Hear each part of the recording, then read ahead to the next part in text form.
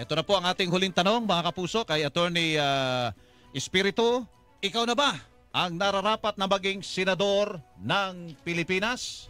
Oo, nararapat dahil napapanahon at hindi lang napapanahon, long overdue na kailangan ang mga leader ng ating bansa, yung mga humahawak sa kinabukasan ng ating bansa at lipunan ay manggagaling sa mass movement.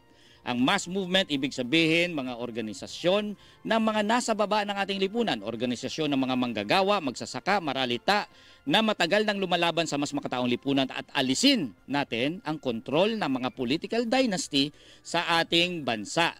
At ang mga political dynasties na yan ang nagpo-provide ng the most incompetent leaders, the most ignorant leaders, the most superficial leaders. Sa matagal na panahon, walang provide na solusyon sa ating kahirapan at kahit ang kanilang sariling mga